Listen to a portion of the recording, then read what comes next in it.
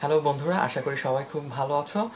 আজকের কেম টক 4 নম্বর ক্লাসে তোমাদের সাথে আমি আবার দেখা করছি এবং তোমাদের সবাইকে স্বাগত জানাচ্ছি আজকের এই লাইভ ক্লাসটাতে। আজকে আমরা আলোচনা করব কার্বক্সিলিক অ্যাসিড এবং তার জাতকগুলো নিয়ে। তবে আমাদের আলোচনা তো আগের মতোই প্রবলেম বেসড হবে, মানে কিভাবে একটা প্রবলেম সলভ করা যায়, কোন উপায়ে সেই প্রবলেমগুলোতে আমরা চিন্তা করতে পারি সেই বিষয়ে আমরা বেশি জোর দিয়ে থাকবো। তো চলো আমরা আজকে একটু ক্লাসটা যারা যারা জয়েন করেছি তারা তারা ক্লাসটা শেয়ার করে ফেলি এবং আমরা জানিয়ে দিই কে কোত্থেকে ক্লাসটা করছি। তো আমি একটু দেখি তোমরা কে কে ইতিমধ্যে আমাদের সাথে জয়েন করেছো। তো আমাদের ক্লাসটা আজকে হবে হচ্ছে গিয়ে কার্বক্সিলিক অ্যাসিডের উপর। সো কার্বক্সিলিক অ্যাসিড কারা সেটা একটু আগে জানার প্রয়োজন। কার্বক্সিলিক অ্যাসিডের সাধারণ সংকেত হচ্ছে গিয়ে এইটি, RCOOH। তো এই যৌগটা না বেশ কয়েকটা জায়গায় আমাদের খুব গুরুত্বপূর্ণ ইম্প্যাক্ট ফেলে যায়। কীরকম সেটা নিয়ে কথা বলতে গেলে প্রথমেই যেটার কথা বলতে হয় সেটা হচ্ছে গিয়ে সেটা অবশ্যই হচ্ছে গিয়ে আমাদের সেল মেমব্রেন। সবাই খুব ভালো আছো। ওকে, আসো আমরা একটু ক্লাসটা শুরু করে দিই। যদি প্রথমেই আমরা যে কথাটা বলতে যাচ্ছিলাম যে এই কার্বক্সিলিক অ্যাসিড কোথায় পাওয়া যায়। কার্বক্সিলিক অ্যাসিডটা প্রথম পাওয়া যায় হচ্ছে গিয়ে সেল মেমব্রেনে। সেল মেমব্রেন বলতে আমরা কি জানি, ধরো এই একটা সেল, আমাদের যে বডি সেলগুলো আছে তার যে চারপাশে যে ঝিল্লিটা, সেই ঝিল্লিতে আমরা জানি একটা জিনিস থাকে, সেই মেমব্রেনটা তৈরি হচ্ছে গিয়ে লিপিড বাইলেয়ার দিয়ে। কি দিয়ে তৈরি? Lipid bilayer. সো লিপিড বাইলেয়ারটা কীরকম, তো এইটা সম্পর্কে আমরা বেশ ভালোভাবে জানি। লিপিড বাইলেয়ারটা হচ্ছে গিয়ে দেখতে আমরা আর কি অনেক সময় এঁকে থাকি, আমি একটু এঁকে দেখাই জিনিসটা কীরকম। লিপিড বাইলেয়ারটা হচ্ছে এইরকম, আমরা অনেক সময় এঁকে থাকি না, দেখো অনেকগুলো গোল হেড, গোল গোল মাথা, তারপরে তার সাথে দুটো লেজ লাগানো থাকে, এই হচ্ছে লেজ, এরকম দেখতে পারি তাই না। বাই লেয়ার বলতে কি বোঝায়, এরকম দুইটা লেয়ার দেখা যায়। আরেকটা লেয়ার হচ্ছে এই ঠিক উল্টো দিকে এইরকম, এইরকম আমরা দুটো লেজ দেখতে পারি আর একটা হেড দেখতে পারি। সো এরকম কেন দেখা যায় সেটা নিয়ে একটু কথা বলবো, তারপর আমরা চলে যাব কার্বক্সিলিক অ্যাসিড সম্পর্কে আজকে আমাদের ক্লাসটা বিস্তারিত আলোচনায়। তো একটা ইন্টারেস্টিং ফ্যাক্ট হচ্ছে এইখানে কার্বক্সিলিক অ্যাসিড রয়েছে, বাট সেটা আমরা যেরকমভাবে চিন্তা করি ওই রকম না, একটু অন্যভাবে রয়েছে, তার একটা জাতক রূপেই বলা যেতে পারে, ওভাবেই আছে। তো এই যে লিপিড বাইলার, এইটুকুকে আমরা কি বলি? Phosphate head. কি হেড? Phosphate head. সো আমি লিখে ফেলি, এটা হচ্ছে ফসফেট হেড। কিন্তু এই দুটো লেজ কি, এই যে প্রত্যেকটা মলিকুলের সাথে দুটো লেজের মতো মনে হচ্ছে, এই দুটো লেজই আসলে কার্বক্সিলিক অ্যাসিডের একটা অংশ। এই দুটো লেজগুলো হচ্ছে, ধরো আমরা এরকম লিখতে পারি জিনিসটাকে, আমরা যদি এই স্ট্রাকচারটাকে একটু কেমিক্যালি লিখতে চাই তাহলে জিনিসটা হবে এইরকম, CH2, আমি একটু বড় করে লিখি এই জায়গাটা, CH2। এই হচ্ছে গিয়ে আমাদের অ্যাসিডের স্ট্রাকচারটা। ধরো এইখানে বা লিপিড বাইলেয়ার স্ট্রাকচারটা, এইখানে ধরো আমাদের ফসফেট হেডটা থাকলো, এখানে CH, এখানে CO, একটু ঠিক করে লিখি এই জায়গাটাতে CO, আর এখানে হচ্ছে কি চেইনটা থাকবে। ব্যাপারটা এরকম, ধরো ফ্লুইড মোজাইক মডেলের, হ্যাঁ অবশ্যই একজন বলছে যে ফ্লুইড, অনন্ত কোশ্চেন হচ্ছে ফ্লুইড মোজাইকের মডেলের অংশ। হ্যাঁ, ফ্লুইড মোজাইক মডেলটা আসলে কিসের? কোর ঝিল্লিকে নিয়ে না। সো সেই মেমব্রেনটাতে কার্বক্সিলিক অ্যাসিড কীভাবে থাকে সেটা আমি দেখানোর চেষ্টা করছি। ধরো এই হচ্ছে কি আমাদের বড় চেইনটা, এখানে তাহলে কয়টা কার্বনের চেইন দেখতে পারতেছো? 1, 14টা, আর হচ্ছে গিয়ে 14, 1, 15 আর 16। ঠিক ধরো এখানেও সেরকম থাকলো, CH2, 14, আর এখানে CH3, সো 16টা। সো এই যে এই পোর্শনটা, এটা কোত্থেকে এসেছে? এই লম্বা চেইনটাই হচ্ছে গিয়ে, তোমরা এই লম্বা যে সুতার মতো দাগ দিচ্ছ বা দুটো লেজের মতো বের হচ্ছে ফসফেট হেডের নিচ থেকে, সেই দুটাই হচ্ছে কার্বক্সিলিক অ্যাসিড। সো আমরা বুঝতে পারছি যে কার্বক্সিলিক অ্যাসিড কতটা গুরুত্বপূর্ণ, যে আমাদের সেল মেমব্রেনেও এর অংশ রয়েছে। ইনফ্যাক্ট এটা শুধু এইখানেই না, আমরা ধরো খাবার তৈরি করার জন্য একটা বিশেষ জিনিস ব্যবহার করি, সেটা হচ্ছে গিয়ে ভিনেগার। সো ভিনেগারেও কিন্তু কার্বক্সিলিক অ্যাসিডই আছে, সেটা হচ্ছে ইথানোয়িক অ্যাসিডের 5% সলিউশন। তো আমরা বুঝতে পারলাম যে আসলে কার্বক্সিলিক অ্যাসিডের গুরুত্বটা কোথায়। কার্বক্সিলিক অ্যাসিড আমাদের সেলে আছে, আমরা খাবার গ্রহণের সময় এটাই ব্যবহার করছি। এছাড়াও এর আরও অসংখ্য কাজ আছে। বাফার দ্রবণে কার্বক্সিলিক অ্যাসিড বা দুর্বল জৈব অ্যাসিড হিসাবে ব্যবহার করা হয়। সো এর ব্যবহারের কোনো শেষ নেই। তো আশা করি তোমরা সবাই বুঝতে পেরেছো যে কার্বক্সিলিক অ্যাসিড কতটা গুরুত্বপূর্ণ এবং কেন এটা পড়া খুব জরুরি, মানে এটা সম্পর্কে জানা কেন জরুরি। ধরো তুমি কেন একটা ওষুধ বানালে, তুমি সেই ওষুধটা অবশ্যই সেলের ভিতর যদি পৌঁছাতে চাও তাহলে তোমাকে কি ভাবতে হবে যে এই সেল মেমব্রেনটার ভেতর দিয়ে ওষুধটা কিভাবে যাবে। তো সেল মেমব্রেনের প্রপার্টিস যদি তুমি না জানো তাহলে ওষুধটাকে তুমি কিভাবে তার ভেতর সেলের ভেতরে প্রবেশ করাতে পারবে। সেই প্রপার্টিস জানতে গেলে তোমাকে কি সম্পর্কে জানতে হবে, অবশ্যই জানতে হবে হচ্ছে গিয়ে লিপিড বাইলেয়ার সম্পর্কে। সো লিপিড বাইলেয়ার সম্পর্কে যদি জানতে চাও তাহলে তোমাকে কি জানতে হবে, কার্বক্সিলিক অ্যাসিড সম্পর্কে। ইনফ্যাক্ট এইখানে যে এত বড় চেইনগুলো দেখো সেগুলো কিন্তু ডিরেক্ট কার্বক্সিলিক অ্যাসিড বলে না, বলে হচ্ছে গিয়ে ফ্যাটি অ্যাসিড। কি জন্য ফ্যাটি অ্যাসিড বলা হয়? কারণ ফ্যাটে এরকম অনেক লম্বা একটা অ্যাসিডের চেইন দেখতে পাওয়া যায়। যেহেতু এই চেইনগুলো ফ্যাট থেকে পাওয়া যাচ্ছে তাই এগুলোকে বলা হয় ফ্যাটি অ্যাসিড। তো আমরা বুঝতে পারলাম আসলে ফ্যাটি অ্যাসিড কারা। ফ্যাটি অ্যাসিড তারাই, কিন্তু এটা অনেক বড় আকারে। আমরা generally ethanoic acid, propanoic acid নিয়ে কথা বলি, বডিতে ধরো এগুলোকে বলা হয় পামিক acid, palmitic acid, oleic acid, এরকম ভাবে বলা হবে। সো এটা একটা ধারণা থেকে থাকে যে ফ্যাটি অ্যাসিড হয়তো বা আরো অন্য কোনো অ্যাসিড, আসলে তা না, কার্বক্সিলিক অ্যাসিডই, বাট অনেক বড় বড় চেইন সমৃদ্ধ।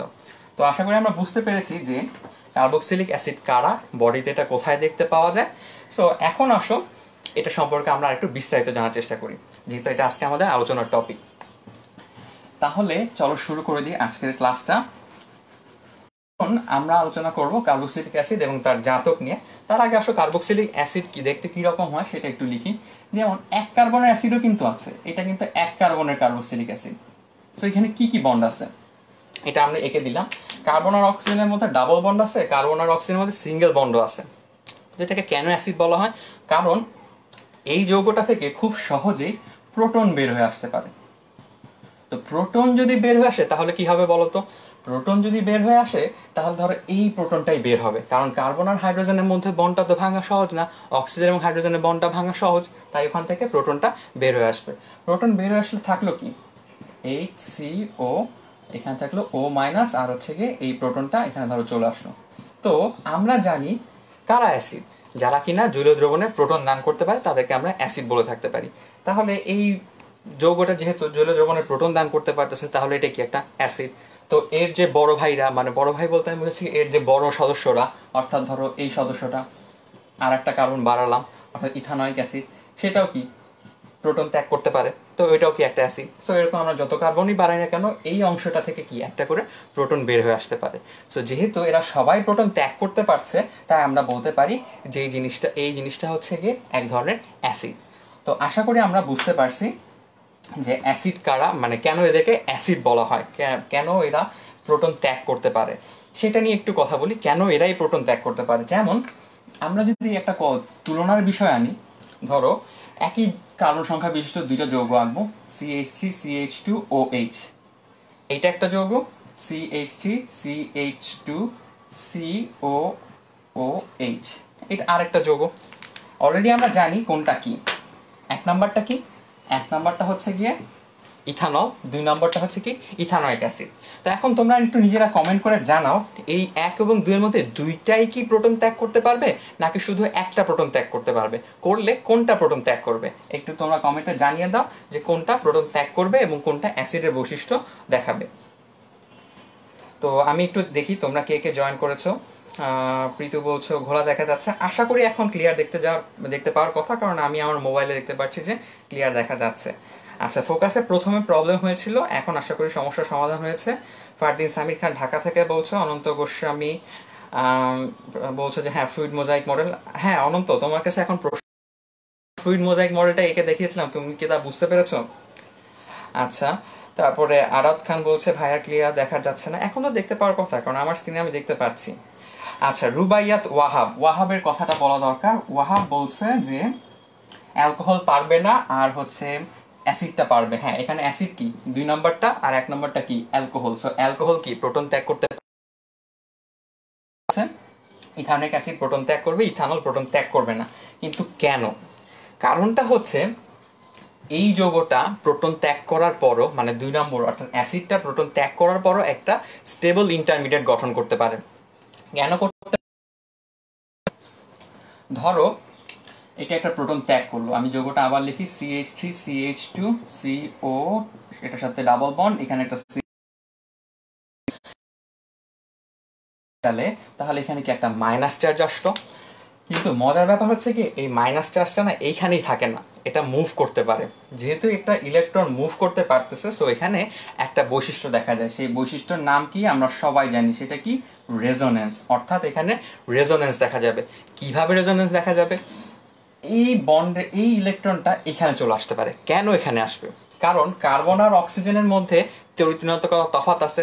সো আমরা এটা মাইনাস, এটা কি ডেল প্লাস। সো এখানে যেহেতু প্লাস চার্জ দেখা যাচ্ছে, সো এই ইলেকট্রনগুলো এখানে আসতে পারবে। কিন্তু দেখো এইখানে যদি ইলেকট্রনগুলো চলে আসে, তাহলে এই কার্বন আর অক্সিজেনের মধ্যে কি হয়ে যাবে? ডাবল বন্ড হয়ে যাবে। তাহলে কার্বনের কয়টা হাত হয়ে যাবে? 5টা। সেটা তো আর অসম্ভব না, তখন আরেকটা বন্ড ভেঙে যাবে। তখন কি হবে? এই বন্ডের ইলেকট্রনগুলো এইখানে চলে আসবে। তাহলে দেখো এখানে একটা স্ট্রাকচার তৈরি করতে পারি আমরা, CH3CH2, তারপরে CO মাইনাস, এইখানে হচ্ছে কি ডাবল বন্ড। তো এখন আশা করি বুঝতে পারছি যে ঘটনাটা কি হইলো।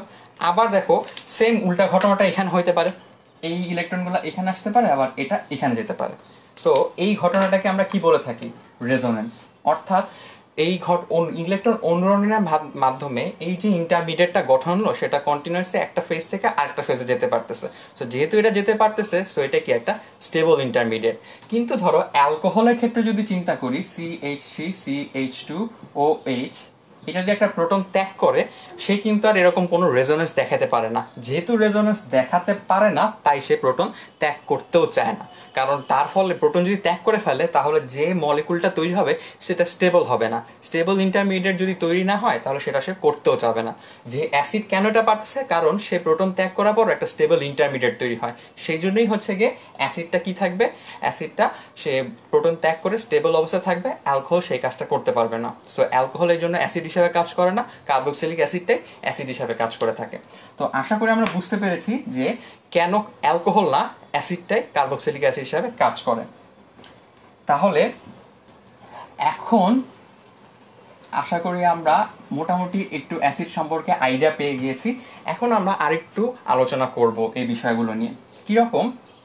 ফার্স্টেই আসো আমরা একটু ভাবি যে অ্যাসিডগুলো কিভাবে কাজ করে, মানে এরা কি সবাই সমান শক্তিশালী? যেমন আমরা HCl, আচ্ছা তোমাদের কাছে একটা প্রশ্ন করি, HCl আর H2SO4, তারপরে ধরো আরেকটা দিলাম নাইট্রিক অ্যাসিড, এই অ্যাসিডগুলোর মধ্যে কোনটা সবচেয়ে শক্তিশালী? সবাই একটু জানে, কমেন্টে জানাতো। এই ধরো এটা 1 নাম্বার, এটা 2 নাম্বার, এটা 3 নাম্বার।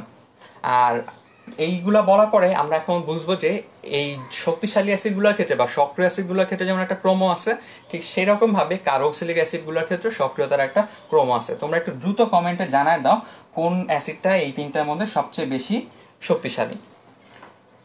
তো আচ্ছা, আরাফ খান বলতেছো রেজোনেন্সটা আরেকবার প্লিজ। আচ্ছা ঠিক আছে, রেজোনেন্সটা আমি আরেকবার দেখাই দিচ্ছি। রেজোনেন্সটা হয় হচ্ছে এইভাবে, ধরো এই একটা অ্যাসিড COOH, ঠিক আছে, এটা যদি প্রোটন ত্যাগ করে ফেলে, তাহলে কি হবে? প্রোটন ত্যাগ করা মানে কোনো ইলেকট্রন কিন্তু নেয় নাই, অক্সিজেন আর হাইড্রোজেন বন্ডের কোনো ইলেকট্রন যায় নাই। তাহলে এখানে কি থাকবে? Minus charge. এই মাইনাস চার্জটার ইলেকট্রন এখানে আসবে, আর কার্বন আর অক্সিজেনের মধ্যকার এই বন্ড পাই ইলেকট্রনটা এখানে চলে যাবে। তাহলে কি তৈরি হবে? তাহলে তৈরি হবে CH3CO মাইনাস, আর এখানে কি অক্সিজেনের সাথে ডাবল বন্ড। ঠিক দেখো এরকম যে ছিল, এইটা কি আবার উল্টাটা হইতে পারে না? অর্থাৎ এই ইলেকট্রনগুলো এখানে আসবে, এই ইলেকট্রনগুলো এখানে চলে যাবে, তখন আবার কি এই ফর্মটা এখানে চলে আসবে। সো এই ঘটনাটাকে আমরা বলি রেজোনেন্স। তাই এরকম উভমুখী একটা সাইন দিয়ে দেখায় যে এখান থেকে এখানেও থাকতে পারে, এখান থেকে এখানেও চলে আসতে পারে। তো আশা করি আমরা বুঝতে কি ছিল 1 2 3 তিনটা অ্যাসিডের মধ্যে সবচেয়ে শক্তিশালী কোনটা। তো আমি দেখি কমেন্টে কে কি বলছো। শতাব্দী রায় বলছো যে হ্যাঁ H2SO4, কথাটা সত্যি। হ্যাঁ, সালফারিক অ্যাসিডই হচ্ছে এখানে সবচেয়ে শক্তিশালী অ্যাসিড, নাইট্রিক অ্যাসিডও না, আবার হাইড্রোক্লোরিক অ্যাসিডও না, হাইড্রোক্লোরিক অ্যাসিডও না, নাইট্রিক অ্যাসিডও না। সো শতাব্দী রায়কে ধন্যবাদ সঠিক অ্যান্সারটা দেওয়ার জন্য। তো এই প্রথম প্রশ্নটা তো তোমরা পারলা। এখন তোমাদের কাছে প্রশ্নটা একটু অন্যভাবে করি। এটা তো গেল সক্রিয় অ্যাসিডের জন্য, এটা সবাই জানি। তাহলে এই প্রশ্নটার অ্যান্সার কি হবে বলো তো? CH3 CH3COOH এই একটা জৈব অ্যাসিড। দ্বিতীয় আরেকটা আঁকলাম CH3 CH2COOH, এটা আঁকলাম 3HCOOH। তাহলে তিনটা অ্যাসিড রেখেছি আমরা। এখন তোমরা বলো কোন অ্যাসিডটা এখানে সবচেয়ে শক্তিশালী হবে। তোমরা এই প্রশ্নটা দেখে খালি নাম্বারটা লিখলে হবে, 1 2 না 3, কোনটা সেখানে সবচেয়ে শক্তিশালী অ্যাসিড সেটা তাড়াতাড়ি কমেন্টে জানায় দাও। আমি একটু দেখি এর মধ্যে আমাদের সাথে আর কে কে কথা বলছো কমেন্ট সেকশনে। অনন্ত গোস্বামী H2SO4 বলেছো। সিয়াম ইসলাম লাহদেন বলছো যে হ্যাঁ আসলেই ভাইয়া প্রচন্ড গরম, আর ফ্যান অফ করে ক্লাস নিতে হয় তাই গরম লাগছে। জুম্মান আহমেদ বলছো নাইট্রিক অ্যাসিড না ভাইয়া, নাইট্রিক অ্যাসিড শক্তিশালী না। রেশমিন ইসলাম বলেছো হাইড্রোক্লোরিক অ্যাসিড না। ওই তিনটার মধ্যে HCl-টা সবচেয়ে শক্তিশালী না, তিনটার মধ্যে সবচেয়ে শক্তিশালী ছিল সালফিউরিক অ্যাসিড। আচ্ছা রবি ঠাকুর বলতেছে যে CH3CH2COOH সবচেয়ে শক্তিশালী অ্যাসিড। একটু চিন্তা ভাবনা করে বলো যে আসলে সেটাই কিনা। আর তারপরে আর কেউ কি অ্যান্সার দিবে কিনা দেখি। আচ্ছা তোমাদের জন্য সহজ করে বলে দিই আর একটু হিন্টস দিই, এইটা অবশ্যই না। তাহলে তোমাদের অপশন থাকলো কি 1 আর 3। একটু তাড়াতাড়ি জানো যে 1 আর 3-এর মধ্যে কোনটা বেশি শক্তিশালী হবে, 1 অথবা 3। নামগুলো বলে দিই, এটা হচ্ছে ইথানোয়িক অ্যাসিড যেহেতু 2 কার্বনের কার্বক্সিলিক অ্যাসিড। এটা কি হবে 3 কার্বনের অ্যাসিড যেহেতু সেটা কি ছিল প্রোপানোয়িক অ্যাসিড। আর এটা কি 1 কার্বনের অ্যাসিড, সো এটার নাম হবে কি মিথানোয়িক অ্যাসিড। তোমাদের সুবিধার জন্য অ্যাসিডের কে ভ্যালুটা আমি একটু বলে দিচ্ছি।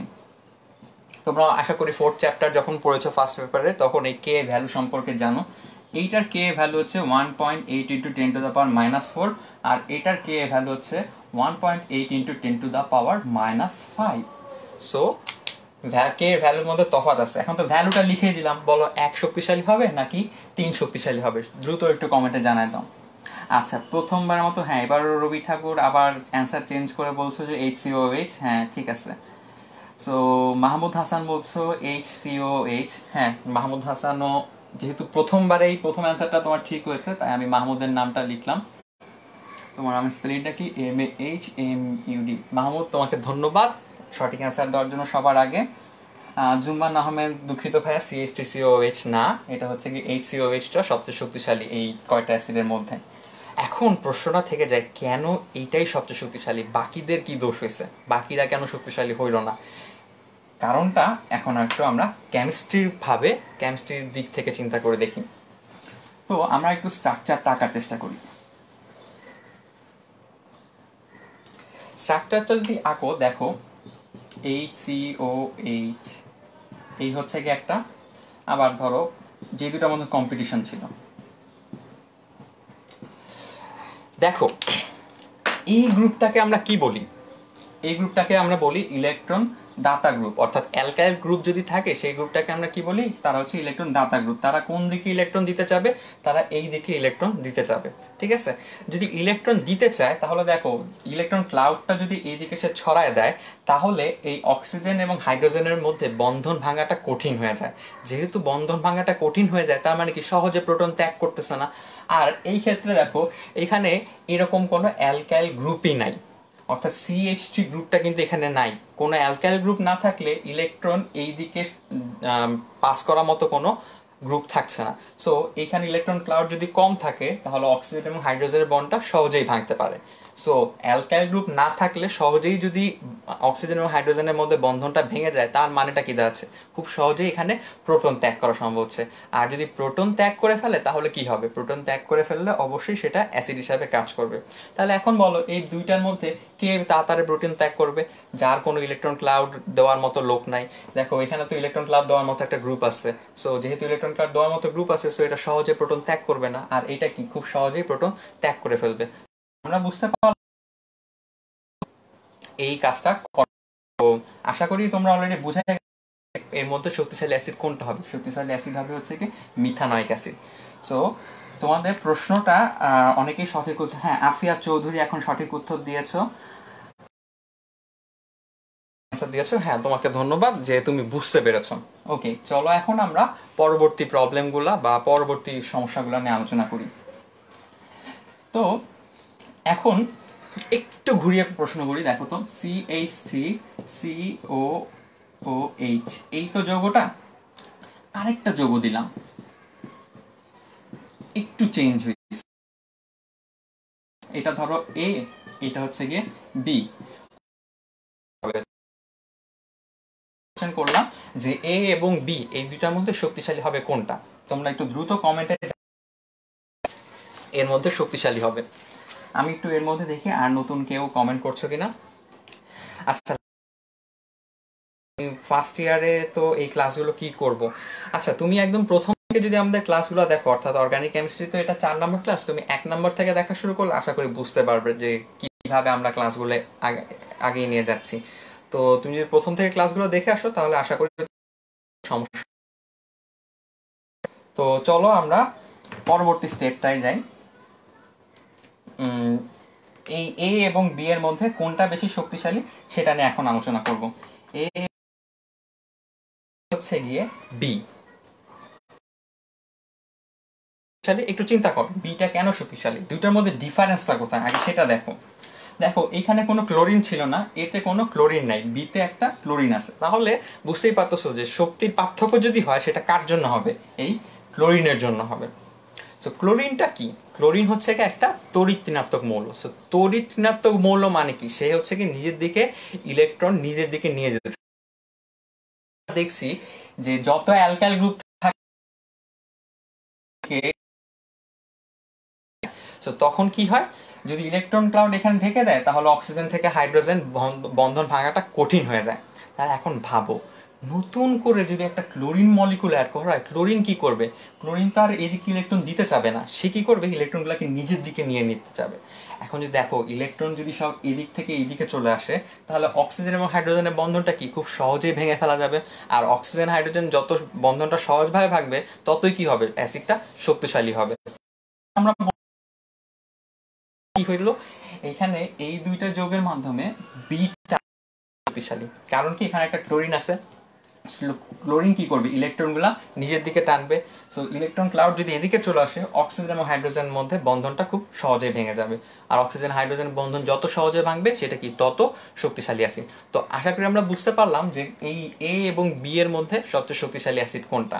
তাহলে অলরেডি আমরা দেখো অ্যাসিডগুলোর মধ্যে সক্রিয়তার যে ব্যাপারটা রয়ে যাচ্ছে সেটা কিন্তু তুলনা করা শিখে গেছি।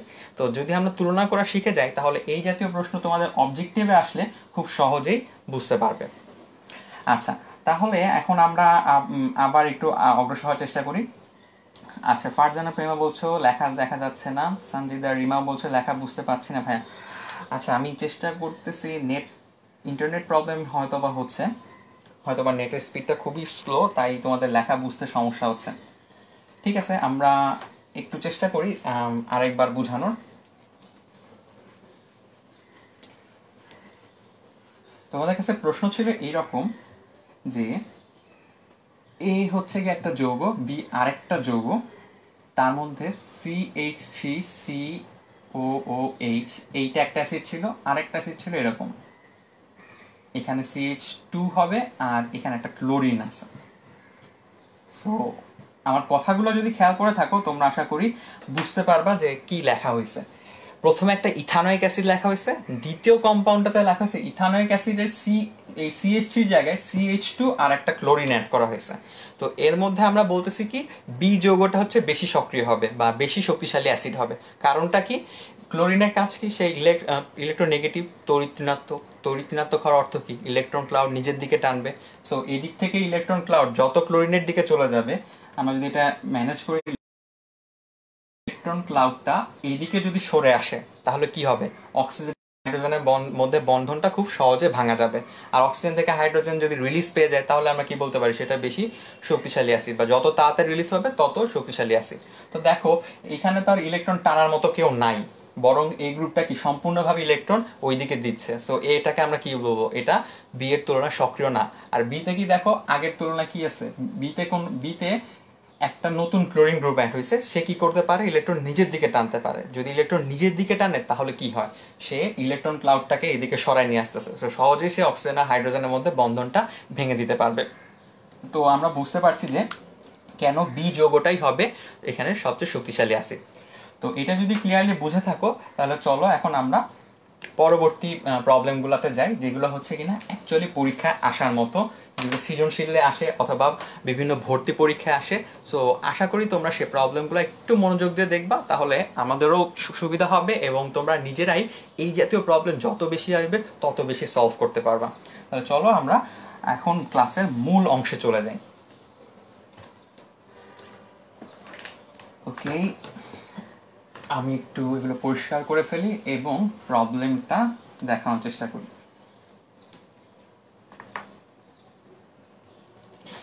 ওকে চলো, ফার্স্ট প্রবলেম, বেশ বড় সড়ো প্রবলেম আজকে দেখানো হবে। এইটা হচ্ছে কি আমাদের প্রথম প্রবলেম। তোমরা আশা করি সবাই দেখতে পারতেছো, না দেখতে পারলেও কোনো সমস্যা নেই, আমি এগুলো সবগুলোর ব্যাখ্যা দিব কোনটায় কি লেখা আছে। তাহলে চলো শুরু করে ফেলি এখনকার ক্লাসটা। এখানে আমরা দেখতে পারতেছি ইথাইল হ্যালাইড বলে একটা যৌগ আছে। ইথাইল হ্যালাইড কার আসো, প্রথমে আমরা একটু লিখে ফেলি ইথাইল হ্যালাইড দেখতে কিরকম। হচ্ছে কি এটা CH2X। সো এটা হচ্ছে একটা ইথাইল হ্যালাইড। সো ইথাইল হ্যালাইডে কি যোগ করছে দেখো, ইথাইল হ্যালাইডে যোগ করেছে পটাশিয়াম হাইড্রোক্সাইডের জলীয় দ্রবণ। এখন একটু চিন্তা করে দেখো, পটাশিয়াম হাইড্রোক্সাইডের জলীয় দ্রবণ যোগ করলে কি হয়, এটা নিয়ে আমরা অনেক আলাপ আলোচনা করেছি। একটু কারো কি কমেন্টে জানায় দাও, যদি ইথাইল হ্যালাইডের সাথে বা একটা অ্যালকাইল হ্যালাইডের সাথে পটাশিয়াম হাইড্রোক্সাইড যোগ করা হয়, তাহলে পটাশিয়াম জলীয় দ্রবণ যোগ করা হয়, তাহলে কোন ধরনের বিক্রি হয়। আমি একটু ক্লু দিয়ে দিচ্ছি, হয় এসএন বিক্রিয়া হবে নয়তো এলিমিনেশন বিক্রিয়া হবে। জলীয় দ্রবণ যোগ করলে কোনটা হবে, এসএন নাকি এলিমিনেশন? তোমরা একটু তাড়াতাড়ি কমেন্টে জানায় দাও যে কোন বিক্রিয়াটা হবে। তো আমি একটু লিখে ফেলি যে পটাশিয়াম হাইড্রোক্সাইড যোগ করলে আসলে কি হয়। এখানে এক্সটাকে সরায় হাইড্রোক্সিল গ্রুপটা ঢুকবে, এক্সটাকে সরায় যদি হাইড্রোক্সিল গ্রুপ ঢোকে তাহলে এ যৌগটা আসলে কি হবে, এ যৌগটা হবে কি এই পটাশিয়াম হাইড্রোক্সাইড OH এই এক্সটাকে সরায় দিবে। তাহলে দেখো এক্স সরায় যদি OH আসে তাহলে এ যৌগটা হবে হচ্ছে CH3CH2OH অর্থাৎ ইথানল। এই হচ্ছে গিয়ে আমাদের প্রথম কম্পাউন্ডটা। সো এই জাতীয় পরীক্ষায় প্রশ্ন যখন আসে তখন দেখো এরকম অনেকগুলো কম্পাউন্ড দেওয়া থাকে, প্রত্যেকটাতে কিছু না কিছু ক্লু দেওয়া থাকবে।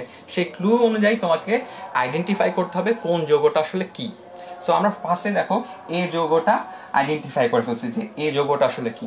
হ্যাঁ, অলরেডি ফারজানা প্রেমা বলছো যে এসএন বিক্রিয়া, শতাব্দী রয় ঠিক বলেছো, ওয়াহাব ঠিক বলেছো, ভেরি গুড, সবাই ঠিক অ্যান্সার দিচ্ছ। হ্যাঁ, ইথানল একটা অ্যালকোহল, সেটা হচ্ছে কি ইথানল। তো আমরা বুঝলাম যে এসএন বিক্রিয়ার কারণে এখানে কি কোন বিক্রিয়াটা হয়েছে, এসএন বিক্রিয়ার কারণে অ্যালকোহল তৈরি হয়েছে। সো এই ইথানলটাকে এখন দেখো আবার অক্সিডাইজ করা হয়েছে। অক্সিডাইজ কিভাবে বুঝবো, এখানে দেখো ছোট্ট করে লেখা আছে জায়মান অক্সিজেন। দেখো এই সাইনটা দেওয়া আছে এই জায়গাটায়, এইখানে দেওয়া আছে একটা বড় করে আমি লিখে দিলাম, এরকম একটা সাইন দেওয়া আছে। এটা কিসের সাইন, এটা হচ্ছে কি জারণ বা অক্সিডেশনের সাইন। তো এটা দ্বারা আমরা কি বুঝবো যে এই যৌগটাকে অক্সিডাইজড করা হয়েছে। কোন যৌগটাকে, এই যৌগটাকে অক্সিডাইজড করা হয়েছে। তো এখন আমরা একটা মনে করার চেষ্টা করি যে অক্সিডেশন মানে কি। অক্সিডেশন মানে হচ্ছে কি অক্সিজেনের সংখ্যা বৃদ্ধি অথবা হাইড্রোজেনের সংখ্যা হ্রাস করা। এটা হচ্ছে কি পুরনো যে মতবাদ ছিল সেই অনুযায়ী আমরা এই মতবাদটাকে বলতে পারি যে কোনো একটা যৌগ থেকে যদি হাইড্রোজেন কমে যায় বা অক্সিজেনের সংখ্যা বেড়ে যায় তখন সেই যৌগটাতে কি হয়েছে বলি আমরা, সেখানে জারণ হয়েছে বলে আমরা মনে করি। তো এখন বলো এই ইথানলকে জারণ করলে আসলে কি পাওয়া সম্ভব। এখানে একটা কনসেপ্ট আমি দিয়ে রাখি, জারণের সময় আসলে কি হয়, জারণ বিক্রিয়া কিভাবে মনে রাখবা। জিনিসটা আসলে খুব সহজ। ধরো এই হচ্ছে কি CH3CH2OH। তো আমরা একটু এইভাবে যৌগটাকে লিখবো, ভেঙে ভেঙে লিখি, আলফা কার্বনটাকে ভেঙে লিখলাম, এই হচ্ছে কি আমাদের যৌগটা। সো এটাকে যদি আমরা অক্সিডাইজড করি বা জারণ করি তাহলে কি হবে, তাহলে অক্সিজেনের থেকে একটা হাইড্রোজেন অপসারিত হবে। মনে রাখবা ফার্স্ট অক্সিডেশনে অলওয়েজ কি হবে, অক্সিজেন থেকে একটা হাইড্রোজেন অপসারণ হবে, আবার কার্বন অক্সিজেন যে কার্বনটার সাথে যুক্ত সেখান থেকে একটা হাইড্রোজেন অপসারণ হবে। সো সেখান থেকে যদি একটা হাইড্রোজেন অপসারণ হয় তাহলে দেখো কার্বনেরও একটা হাত খালি হচ্ছে, অক্সিজেনের একটা হাত খালি হচ্ছে। সো এই দুইটার মাঝখানে একটা করে হাত খালি আছে, তখন এই দুটা মূল আর কি এই দুটো পরমাণু নিজেদের মধ্যে একটা বন্ধন তৈরি করে ফেলবে, অর্থাৎ একটা নতুন করে একটা পাই বন্ড তৈরি হবে। আগে থেকে দেখো কার্বন আর অক্সিজেনের মধ্যে একটা সিঙ্গেল বন্ড আছে, সো আরেকটা বন্ধন তৈরি হলে সেটা কি হবে, অবশ্যই একটা পাই বন্ধন হবে। তাহলে এখন দেখো যৌগটা কি হবে, CH3 CH তো আগে থেকে ছিল, এখানে কি হবে ডাবল বন্ড। সো এইটা হচ্ছে অক্সিডেশন মনে রাখার উপায়, যে অক্সিজেনের সাথে যে প্রোটনটা আছে সেটা, যে হাইড্রোজেনটা আছে সেটা বাদ যাবে, আবার কার্বনের সাথে যে হাইড্রোজেনটা আছে সেটাও বাদ যাবে, দুটোর হাত খালি হবে এবং দুটো মিলে একটা নতুন বন্ধন তৈরি করবে। এর ফলে দেখো কি যৌগ তৈরি হলো, এটাকে আমরা কি বলতে পারি, এটা হচ্ছে কি আমাদের একটা অ্যালডিহাইড।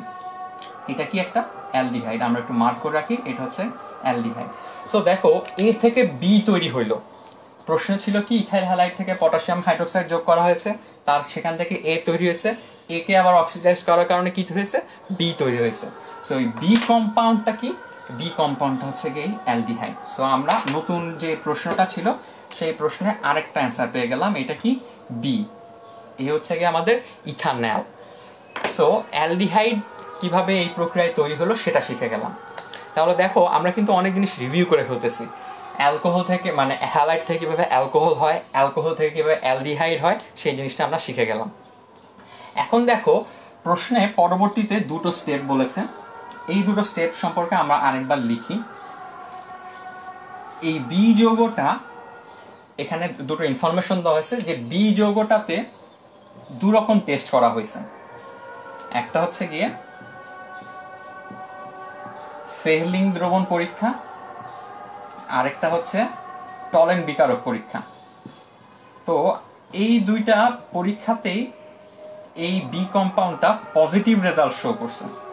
পজিটিভ রেজাল্ট শো করা মানে কি, অর্থাৎ ফেহলিং দ্রবণের ক্ষেত্রে কি হবে, ফেহলিং দ্রবণের ক্ষেত্রে কিউ প্লাস, এটা একটা লাল অধক্ষেপ ফেলবে কিউ প্লাস অক্সাইডের যদি পজিটিভ টেস্ট দেয়, আর যদি টলেন বিকারকের ক্ষেত্রে পজিটিভ টেস্ট দেয় তাহলে কি হবে, দর্পণ বা সিলভারের একটা অধক্ষেপ পড়বে। তো দুইটা ক্ষেত্রে মানে বি যৌগটা নিয়ে এইরকম দুইটা টেস্ট করা হলে সে পজিটিভ রেজাল্ট দিচ্ছে। তো এটা থেকে আমরা নিশ্চিত হইতে পারি কি বি আসলে একটা অ্যালডিহাইড, এটা থেকে আমরা প্রুফ করতে পারি কি বি হচ্ছে কি একটা অ্যালডিহাইড। বি যদি একটা অ্যালডিহাইড হয় তবেই এর শুধুমাত্র দুইটা পরীক্ষায় পজিটিভ টেস্ট করবে। যদি কোনো কারণে বি কিটোন হতো তাহলে কিন্তু এই ঘটনাটা হতো না, কারণ কিটোন এই দুটা টেস্টে পজিটিভ রেজাল্ট শো করে না। তাহলে এখান থেকে আমরা কি শিখলাম, অ্যালডিহাইড এবং কিটোনের মধ্যে কিভাবে পার্থক্য করা যায় সেটা শিখে গেলাম। কিভাবে পার্থক্য করা যায়, দুইটা পরীক্ষা করতে হবে, ফেহলিং টেস্ট আর হচ্ছে টলেন বিকারক টেস্ট। যদি দুইটাই পজিটিভ আসে তাহলে আমরা কি বলবো, এটা হচ্ছে অ্যালডিহাইড, আর যদি দুইটাই নেগেটিভ আসে তাহলে আমরা কি বলবো, এটা একটা কিটোন। সো এইভাবে আমরা অ্যালডিহাইড এবং কিটোনের মাঝখানে পার্থক্য গড়ে তুলতে পারি। তো অলরেডি আমরা শিখলাম কিভাবে অ্যালডিহাইড এবং কিটোনের মধ্যে তফাৎ করে ফেলা যায়। এখন আমাদের বিক্রিয়ার প্রশ্নটার দুইটা স্টেপ আমরা কমপ্লিট করছি, এরপরে দেখো বেশ কয়েকটা স্টেপ আছে, বি থেকে সি তৈরি হচ্ছে, সি থেকে ডি তৈরি হচ্ছে, ডি থেকে আবার ই তৈরি হচ্ছে। সো এই জাতীয় প্রবলেম কিভাবে সলভ করে চলো সেইটা এখন স্টেপ বাই স্টেপ আমরা দেখা শুরু করি। তো বি তো আমরা অলরেডি বের করেই ফেলেছি, বিটা কি CH3 সি অক্সিজেনের সাথে ডাবল বন্ড H, অর্থাৎ এটা একটা ইথানল। তো এখানে কি হবে, এখানে বলতেছে যে এইটাকে আবার অক্সিডাইজড করা হয়েছে। এখন আবার অক্সিডাইজ করলে কি হবে, এখন যদি আবার অক্সিডাইজ করা হয় তাহলে আমরা ফার্স্ট অক্সিডেশনে কি শিখছিলাম যে অক্সিজেনের সাথে হাইড্রোজেন থাকলে সেটা বাদ যাবে, কার্বনের সাথে হাইড্রোজেন থাকলে সেটাও বাদ যাবে। এখন দেখো অক্সিজেনের সাথে তার কোনো হাইড্রোজেন নাই, তাহলে কি হবে, অক্সিজেন থেকে বাদ দেওয়ার কোনো প্রশ্ন আসে না। এখন আবার যেহেতু জারণ করতেছি, এখানে এই সাইনটা হচ্ছে জারণের সাইন, আমি একটু বড় করে লিখে দিই, এখানে যে সাইনটা আছে সেটা দেখতে হচ্ছে এরকম, অর্থাৎ বি থেকে সি এ যাওয়ার সময় আবার কি করা হচ্ছে, জারণ করা হচ্ছে। তো এই জারণের সময় আসলে কি হইতেছে সেটা একটু দেখি। সো এই জারণটা যখন করব তখন হবে কি, অক্সিজেন থেকে তার হাইড্রোজেন যাওয়ার উপায় নেই, কিন্তু কার্বনের সাথে একটা হাইড্রোজেন আছে, সো এই হাইড্রোজেনটা সরে যাবে। এই হাইড্রোজেনটা যদি সরে যায় তাহলে কি কার্বনের একটা হাত খালি হইলো। সো এখানে কি হবে, CH3CO, এখানে একটা অক্সিজেন চলে আসবে। তাহলে আমরা অলরেডি জানতাম কি যে হাইড্রোজেন বিচ্যুতি আর অক্সিজেন সংযোজন, এটাকে কি বলা হয়, পুরোনো মতবাদ অনুযায়ী এটাই হচ্ছে জারণ। তাহলে এখানে একটা জারণ হয়েছে। দেখো অক্সিজেনের কিন্তু একটা হাত খালি আছে, তো সেই খালি হাতে কি বসবে, একটা হাইড্রোজেন বসবে। তাহলে দেখো আলটিমেটলি আমরা কি পেয়ে গেলাম, আলটিমেটলি আমরা এই যৌগটা পেয়ে গেছি, অর্থাৎ সি। তাহলে সিটা কি, সিটা হচ্ছে কি একটা কার্বক্সিলিক অ্যাসিড। তো এইভাবে আমরা কাকে শনাক্ত করলাম, সি যৌগটাকে শনাক্ত করে ফেললাম। তাহলে দেখো আমরা এর মাধ্যমে কিন্তু কার্বক্সিলিক অ্যাসিডের প্রস্তুতিটাও শিখে গেলাম, কিভাবে অ্যালডিহাইড থেকে কিভাবে কার্বক্সিলিক অ্যাসিড তৈরি করা যায় সেটা আমরা শিখে গেছি। তোমরা নিজেরাই বুঝছো যে অ্যালডিহাইডকে যদি জারণ করা হয় তাহলে সেটা কি হয়ে যাবে, একটা কার্বক্সিলিক অ্যাসিডে কনভার্ট হয়ে যাবে। তো দেখো অ্যালকোহল তৈরি করা শিখলাম, অ্যালকোহল থেকে অ্যালডিহাইড তৈরি করা শিখলাম, আবার অ্যালডিহাইড থেকে কার্বক্সিলিক অ্যাসিড তৈরি করা শিখছি। সো একটা প্রবলেম সলভ করতে গিয়ে দেখছো যে স্টেপ বাই স্টেপ আগেলে তুমি অনেকগুলো প্রবলেম বা অনেকগুলো বিক্রিয়া একবারে শিখতে পারবে। সো এটা হচ্ছে প্র্যাকটিক্যাল অ্যাপ্রোচ। এরকম প্রবলেম সলভিং এর মাধ্যমে যদি তুমি ক্লাসটা করতে থাকো অথবা নিজে যদি বাসায় প্র্যাকটিস করো তাহলে দেখবা যে তোমাকে আর কিছু মুখস্থ করতে হচ্ছে না, তুমি ধীরে ধীরে এমনি বুঝতে পারবা যে কোনটা থেকে কি তৈরি হবে। তাহলে চলো আমরা এই সি পর্যন্ত তো বুঝে ফেলেছি, সিটা কি আমাদের ইথানোয়িক অ্যাসিড। এখন প্রশ্ন আছে ডি আর ই কোনটা। এখন দেখবা যারা ফার্স্ট ক্লাসটা করেছিল অর্গানিক কেমিস্ট্রি সেই বিক্রিয়াটা আবার ফিরে আসছে কিভাবে, চলো সেই জিনিসটা দেখি। সি তো বের করেই ফেলেছি, এখন সিটাকে একটু লিখি। সি হচ্ছে গিয়ে আমাদের CH3COOH, এটার সাথে কি যোগ করেছে প্রশ্নে দেওয়া আছে, সোডিয়াম হাইড্রোক্সাইড যোগ করেছে। এখন সোডিয়াম হাইড্রোক্সাইডটা লিখে ফেলি। নিজেরা একটু চিন্তা করে দেখো, এটা একটা অ্যাসিড, এটা একটা লবণ, অ্যাসিড সরি এটা একটা ক্ষার। তো অ্যাসিড এবং ক্ষার যদি বিক্রিয়া করে কি তৈরি হবে, লবণ আর পানি। ক্ষার থেকে কি আসবে, ক্ষার থেকে আসবে হচ্ছে গিয়ে OH, আর অ্যাসিড থেকে কি আসবে H। তাহলে OH আর H যদি বের হয়ে আসে তাহলে কি থাকবে, এখানে H2O তৈরি হলো, আর বাকি অংশটা কি কি তৈরি করবে, একটা লবণ তৈরি করবে, সেটা হচ্ছে কি CH3COONA, অর্থাৎ সোডিয়াম ইথানয়েড তৈরি হয়েছে, একটা অ্যাসিডের লবণ তৈরি হয়েছে, অর্থাৎ দুর্বল জৈব অ্যাসিডের একটা লবণ পেয়ে গেলাম। সেটা আমাদের কি কম্পাউন্ড হবে, সেটা হচ্ছে আমাদের ডি কম্পাউন্ড। তো অলরেডি আমরা বের করে ফেললাম কি ডি কম্পাউন্ডটা কি। তো ডি কম্পাউন্ডটা যদি পেয়ে যায় আমাদের আর থাকলো হচ্ছে লাস্টে একটা স্টেপ, ডি থেকে ইতে কনভার্ট হওয়া। তো ডি থেকে ইতে কিভাবে কনভার্ট, মানে কি দিয়ে কনভার্ট করতেছে সেটা একটু দেখি। সোডিয়াম হাইড্রোক্সাইড আর হচ্ছে গিয়ে ক্যালসিয়াম অক্সাইড দেওয়া হয়েছে। তো এখন আসো আমরা ডিটা যেহেতু শনাক্ত করে ফেলছি সেটার সাহায্যে কি করা যায় সেটা একটু দেখি। আমাদের ডি কম্পাউন্ড হচ্ছে গিয়ে এইটা, তাহলে CH3COONA, সেটার সাথে যোগ করা হয়েছে কি সোডিয়াম হাইড্রোক্সাইড, আর হচ্ছে গিয়ে আমি একটু বড় করে লিখি এই সাইডটা ভালো করে যাতে তোমরা একবারে বুঝতে পারো। CH3COONA, তার সাথে সোডিয়াম হাইড্রোক্সাইড যোগ করছে এবং প্রভাবক হিসাবে ক্যালসিয়াম অক্সাইড রেখেছে। তো এখন একটু মনে করে দেখো এইটা সেই পুরাতন বিক্রিয়া কিনা। একদম প্রথমে যে বিক্রিয়াটা শিখছিলাম অ্যালকেন পড়ার সময় সেটা কি ছিল, ডিকার্বক্সিলেশন বিক্রিয়া। এবং সেখানে দেখো ডিকার্বক্সিলেশন বিক্রিয়া কি ছিল, সোডিয়াম হাইড্রোক্সাইডে ছিল, আবার ক্যালসিয়াম অক্সাইডের প্রভাবক হিসাবে ছিল। তো এটাকে মনে রাখার জন্য আমরা একটা মজার জিনিস শিখছিলাম, সেটাকে আমরা বলতাম কি এটা হচ্ছে কি কণা নাও বিক্রিয়া। কিভাবে, COONA, আর এই পোর্শনটাকে যদি আলাদা করি তাহলে কণা নাও, এই পোর্শনটাকে আমরা আলাদা করে লিখতে পারি। প্রোডাক্টে আমরা কি লিখবো, সোডিয়াম কার্বনেট। তাহলে দেখো কণা নাওয়ের পুরো অংশটা এখানে চলে আসলো। আর বাকি থাকলো কি, বাকি থাকলো এই যে CH3 আর H পোর্শনটা, অর্থাৎ এই যে CH3 আর এই H এটা মিলে কি তৈরি করলো, এই দুইটা মিলে হচ্ছে গিয়ে CH4 তৈরি করলো। তাহলে এই ই কম্পাউন্ডটা হচ্ছে কি আমাদের এই CH4 অর্থাৎ মিথেন। তাহলে দেখো দুই কার্বনের একটা যৌগ ইথাইল হ্যালাইড থেকে শুরু করে আমরা কিভাবে বিভিন্ন স্টেপ ঘুরে এক কার্বনের একটা যৌগতে চলে আসলাম। তো এই প্রক্রিয়ায় আমরা দেখো বেশ কিছু জিনিস শিখছি, সেই স্টেপগুলো আমি একটু রিভাইজ দিয়ে দিই তোমাদের। ফার্স্টে ছিল কি ইথাইল হ্যালাইড, তো ইথাইল হ্যালাইডের সাথে পটাশিয়াম হাইড্রোক্সাইড দেওয়া হয়েছে। সো প্রথম বিক্রিয়াটা কি হলো, এসএন বিক্রিয়া হয়েছে। এসএন বিক্রিয়ার পরে অক্সিডেশন করা হয়েছে। অক্সিডেশন করা হয়েছে কাকে, দেখো এসএন বিক্রিয়ার কারণে অ্যালকোহল তৈরি হয়েছে। সো অ্যালকোহলকে জারণ করে কি পেলাম, অ্যালডিহাইড পাইছি। সো সেখানে অক্সিডেশনের মাধ্যমে অ্যালডিহাইড পাওয়া শিখলাম। আবার সেখান থেকে আমরা কি করছি, আবার অক্সিডাইজ করে একটা অ্যাসিড পেয়েছি। সেই অ্যাসিডটাকে আবার যদি আমরা সোডিয়াম হাইড্রোক্সাইড একটু স্টেপ বাই স্টেপ লিখে যাই, এখানে 3তে ছিল কি আবার অক্সিডাইজ করেছে, আমরা একটা অ্যাসিড পাইছি। সেই অ্যাসিডটাকে আমরা প্রশমন বিক্রিয়ায় নিয়ে গেছি। প্রশমন বিক্রিয়া কিভাবে, সোডিয়াম হাইড্রোক্সাইড দিয়ে বিক্রিয়া করছে। অ্যাসিড আর ক্ষারের বিক্রিয়াটা কি, একটা প্রশমন বিক্রিয়া। সো এই প্রশমন বিক্রিয়া থেকে আবার কি করছি, ডিকার্বক্সিলেশন বিক্রিয়ায় গেছি। সো ডিকার্বক্সিলেশন বিক্রিয়া গিয়ে আমরা লাস্টে কি পাইছি, একটা মিথেন পেয়ে গেছি। সো এইভাবে যদি তুমি স্টেপ বাই স্টেপ আগাও তাহলে দেখো একবারে কোথায় ছিল ইথেন আর কোথায় ছিল মিথেন আর কোথায় ছিল ইথাইল হ্যালাইড, মাঝখানে অ্যাসিড, সবগুলো মিলে একটা বড় কোশ্চেন তৈরি করে ফেলা যায়। সো যেহেতু প্রবলেম তুমি যত বেশি সলভ করবা তত তোমার পরীক্ষায় অ্যান্সার করার চান্সটা অনেক বেড়ে যাবে। সো এই প্রশ্নগুলো জেনারেলি ভার্সিটি ভর্তি পরীক্ষাগুলো আসবে, বা বুয়েট অথবা যে ইঞ্জিনিয়ারিং ভার্সিটি চুয়েট রুয়েট কুয়েট এগুলোতে এই জাতীয় প্রশ্নগুলো বেশি দেয়, এবং তাতে প্রায় বেশ বড় সড়ো মার্কস থাকে, ধরো 10 মার্কস তো মিনিমাম থাকেই। আবার ঢাকা ভার্সিটিতে ধরো একটা কোশ্চেনের আন্ডারে বেশ কয়েকটা প্রশ্ন দিতে পারে। সো প্রত্যেকটা প্রশ্নের তুমি ধরো প্রথমে এ কোনটা জিজ্ঞাসা করলো, তারপরে ডি কোনটা জিজ্ঞাসা করলো। সো তুমি একটা ঠিক মতো বুঝতে পারলে তুমি অনেকগুলো অবজেক্টিভ একবারে পারবে। আবার আমাদের যে এইচএসসি পরীক্ষা আছে তখনও তো কি হয়, স্টেম হিসাবে দেওয়া থাকে, স্টেমে গতে একটা অংশ জানতে চায়, ঘতে আরেকটা অংশ জানতে চায়। সো এই জাতীয় প্রবলেমগুলাই দেখবা যে পরীক্ষায় আসতেছে। তুমি যদি এরকম অ্যাপ্রোচটা শিখতে পারো বা ওয়েটা শিখতে পারো তাহলে খুব সহজেই এই প্রবলেমগুলো তুমি সলভ করতে পারবা। সো এইরকম একটা প্রবলেম তো আমরা শিখলাম। তো তোমরা কমেন্টে একটু জানায় দাও যে তোমরা এই যে আমি ফার্স্ট যে প্রবলেমটা দেখাইলাম এটা বুঝতে পারছো কিনা, একটু কমেন্টে জানায় দাও। আমরা ততক্ষণে নেক্সট আরেকটা প্রবলেমের প্রশ্ন নিয়ে আসি। সো চলো তোমরা একটু কমেন্টে জানাতে থাকো, আমি ততক্ষণে নতুন একটা প্রবলেম বোর্ডে নিয়ে আসি।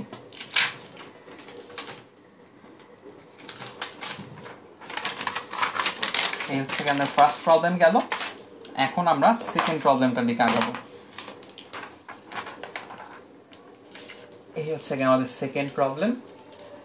যেহেতু আগেরটা যারা যারা বুঝেছো তারা এটা বুঝবা তো অবশ্যই, এবং যারা নতুন হয়তো বা ক্লাসে জয়েন করেছো তাদেরও হতাশ হওয়ার কিছু নেই, কারণ এটা আগের থেকে বেশ ডিফারেন্ট। তুমি একটু দেখলেই আগের জিনিসগুলোর থেকে এটার পার্থক্যটা বুঝতে পারবা। সো চলো আমরা একটু দেখি কে কি বলছো। ওয়াহাব বলছো যে হ্যাঁ CH4 তৈরি হবে।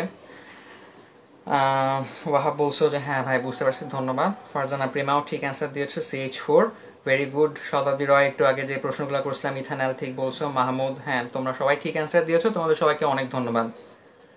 ওকে, let's start with another problem. এখন এই প্রবলেমটা নিয়ে একটু আলোচনা করব। দেখো এখানে প্রথমেই একটা অ্যালকোহল দেওয়া আছে, সেই অ্যালকোহলটাকে আমি একটু বোর্ডে আঁকি। CH3CH CH3, নিচে থাকলো কি OH, ঠিক আছে। সো এটা কি একটা অ্যালকোহল। ইনফ্যাক্ট এটা কয় ডিগ্রি অ্যালকোহল, এটা একটা 2 ডিগ্রি অ্যালকোহল।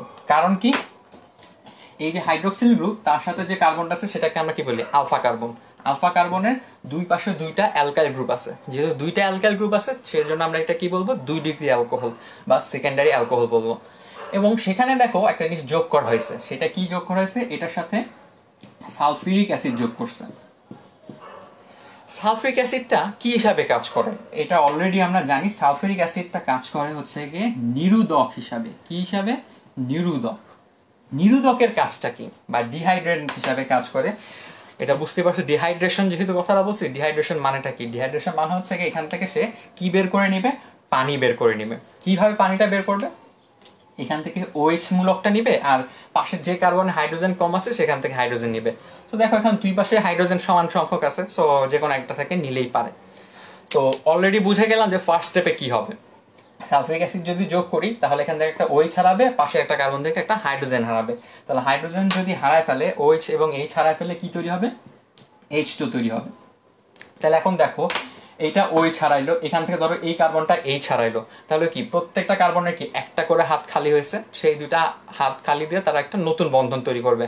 অর্থাৎ এই আলফা কার্বন আর এই বিটা কার্বনের মাঝে কি হবে, একটা নতুন বন্ধন তৈরি হবে। নতুন বন্ধন যদি তৈরি হয় তাহলে যৌগটা কি হবে, CH3CH, এখানে থাকতেছে CH2। তো অলরেডি বুঝে গেলাম কি তৈরি হলো এখান থেকে, এখান থেকে একটা অ্যালকিন তৈরি হয়েছে। এটা কি একটা অ্যালকিন। সো আমরা 4 ধরনের বিক্রিয়ার কথা জানতাম, সংযোজন, প্রতিস্থাপন, সমানুকরণ আর হচ্ছে কি অপসারণ। 4 ধরনের বিক্রিয়ার কথা জানি। সো এইটা কোন ধরনের বিক্রিয়া তোমরা একটু কমেন্টে জানাও তো। এটা কি সংযোজন হইলো, নাকি প্রতিস্থাপন হইলো, নাকি সমানুকরণ হইলো, নাকি অপসারণ হইলো, একটু কমেন্টে দ্রুত জানাই দাও এটা কি হইলো। তো দেখো ফার্স্টে আমাদের প্রশ্ন ছিল কি, অ্যালকোহলের সাথে H2SO4 যোগ করা হয়েছে, তার ফলে X কম্পাউন্ডটা তৈরি হয়েছে। তো এই যে কম্পাউন্ডটা তৈরি হলো সেটা আমাদের কি, X। সো X হচ্ছে গিয়ে একটা অ্যালকিন। তো আমরা X বের করা শিখে গেলাম, মানে Xটা কি সেটা আইডেন্টিফাই করলাম। এটা হচ্ছে কি আমাদের X, আইডেন্টিফাই করে লিখি, এটা হচ্ছে কি আমাদের X কম্পাউন্ডটা। এরপরে X এর সাথে দেখো ওজোন গ্যাস যোগ করা হয়েছে, সাথে জিঙ্কও ছিল, তার ফলে দুইটা প্রোডাক্ট পাওয়া গেছে, Y আর Z। এখন আমাদের দেখার বিষয় হচ্ছে কি Y আর Z কি কি। তাহলে আসো আমরা বের করার চেষ্টা করি Y আর Z কি। আচ্ছা, ওয়াহাব অলরেডি অ্যান্সার দিয়েছে অপসারণ। হ্যাঁ, এটা একটা অপসারণ বিক্রিয়া। ভেরি গুড ওয়াহাব, তোমার নামটা লেখা দরকার, কারণ তুমি বেশ কয়েকটা প্রশ্নের সঠিক অ্যান্সার দিয়েছো। সো ওয়াহাবের জন্য অনেক বেশি ধন্যবাদ এবং শুভেচ্ছা। তুমি সব প্রবলেমগুলো আশা করি বুঝতে পারতেছো। তো এখন আমরা নেক্সট স্টেপটাতে যাব, যে এক্স এর সাথে যদি ওজোন গ্যাস অ্যাড করি তাহলে ওয়াই আর জেড যে তৈরি হচ্ছে, এই ওয়াই আর জেড কি কি তৈরি হবে সেটা নিয়ে একটু আলোচনা করি। তাহলে আসো ক্লাসটা পরবর্তী প্রবলেমটায় আমরা চলে যাই, আর কি এই প্রবলেমটারই পরবর্তী স্টেপটা। সো এক্স আমাদের জন্য কি ছিল? এক্স ছিল হচ্ছে কি CH3 CH2, এটা ছিল কি আমাদের এক্স। তো এর সাথে কি যোগ করা হয়েছে? ওজোন গ্যাস যোগ করা হয়েছে। সো ওজোন গ্যাস যোগ করলে, এটা আমরা অলরেডি শিখছি যে অ্যালকিনের যে ওজোনাইজেশনের ফলে কি হয়, বা জিনিসটা ওজোনোলাইসিস বলা হয়, এইখানে কি হয়, এটা খুব সহজ একটা ট্রিক্সের মাধ্যমে শিখছিলাম। ট্রিক্সটা ছিল এইরকম যে ওজোন গ্যাস কি করবে, জিঙ্কের উপস্থিতি যদি বিক্রিয়াটা ঘটানো হয়, তাহলে এই যেই দুইটা কার্বনের মাঝখানে ডাবল বন্ড আছে, সে ডাবল বন্ডটা ভেঙে যাবে। ডাবল বন্ডটা ভেঙে গেলে দেখো এটা দুইটা টুকরা হিসেবে আমরা লিখবো CH3 CH, আমি একটু ভালো করে এই জায়গাটা লিখি, CH2, মানে হাইড্রোজেন দুইটাকে আলাদা, আর এখানে দুইটা হাত খালি হয়েছে। আবার ঠিক এইখানেও যেহেতু দুই টুকরা করছি, এখানেও তাই লিখবো C, দুইটা হাইড্রোজেন খালি দুই হাতে আছে, আর এখানে হচ্ছে দুইটা হাত খালি আছে। তো এইরকম অবস্থায় আমরা কি করব, এইখানে একটা অক্সিজেন বসাবো, এখানে একটা অক্সিজেন বসাই দিব। এই হচ্ছে কি আমাদের বিক্রিয়াটা। আর এখন প্রশ্ন করতে পারো যে ওজনে তো তিনটা পরমাণু আছে অক্সিজেনে, এখানে একটা অক্সিজেন বসলো, এখানে একটা অক্সিজেন বসলো, আরেকটা কোথায় যাবে? আরেকটা যাবে হচ্ছে জিঙ্কের সাথে, যেটা হচ্ছে গিয়ে জিঙ্ক অক্সাইড হিসাবে থাকবে। তো এইভাবে হচ্ছে দেখো আমাদের মেইন প্রোডাক্টটা তাহলে কি দাঁড়াইলো, এইটা হচ্ছে গিয়ে একটা প্রোডাক্ট, আর এইটা হচ্ছে গিয়ে আরেকটা প্রোডাক্ট। সো দুইটা প্রোডাক্ট আমরা পেয়ে গেলাম, যেটা আসলে কিনা আমাদের ডিনোট করতেছে কি, এটা হচ্ছে কি আমাদের ওয়াই, এইটা কি আমাদের জেড। তো এইভাবে দেখো ওজোনোলাইসিসের মাধ্যমে আমরা ওয়াই আর জেড কি সেটা বের করে ফেলছি। খেয়াল করে দেখো দুইটাই আসলে কি তৈরি হয়েছে, এইটাও একটা অ্যালডিহাইড, আবার এইটাও কি একটা অ্যালডিহাইড। এখন কথা হচ্ছে কি ওয়াই কি আর জেড কি, তোমরা একটু ওয়াই এবং জেড এর নামটা কমেন্টে জানায় দাও। ওয়াই আর জেড যদি আমরা পেয়ে যাই, তাহলে দেখো পরবর্তী দেখো দুটাকে কি করা হয়েছে, আবার জারণ করা হয়েছে। তো অলরেডি তো আমরা জারণ কি জিনিস সেটা জেনে গেছি, অর্থাৎ কার্বনিল কম্পাউন্ড অ্যালডিহাইড জাতীয় যে যৌগ, সেগুলোকে জারণ করলে কি বিক্রিয়া হয় সেটা অলরেডি আমরা জেনে গেছি।